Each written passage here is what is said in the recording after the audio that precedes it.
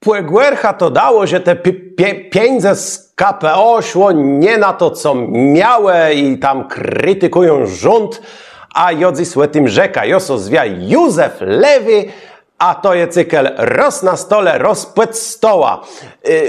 Tam były taci głosy, że ta Buda z kebaba dostała pieniądze na remont izby, żeby hotel tam mieć, że so ktoś tam jachtę kupił i tak dalej.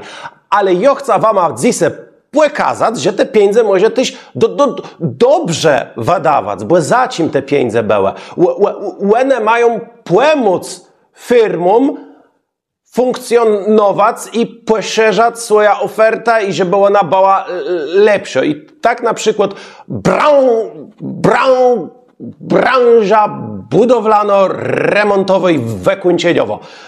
Oni mają coraz większy koszty, przez co te ich usługi są drogi. Czemu my musimy teli zapłacać, żeby nam to kachle położył w toalece?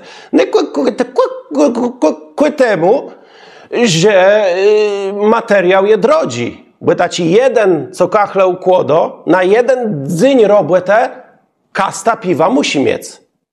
A alkohol jest droższy i akcyza i wszystko. No i teraz co zrobić, żeby on obniżył koszty?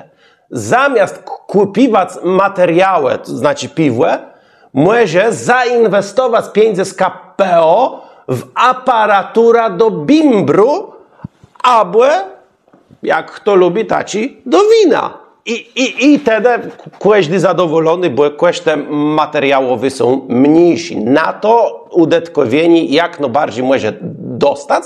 I dzisiaj wypróbujemy, jak ta inwestycja w praktyce wzdrzy, bo moja firma też dostała z KPO taką aparaturę do bimbru, ale to nie będę pokazywał.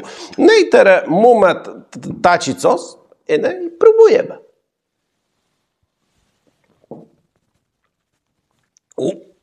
Ta inwestycja so zaraz wróci.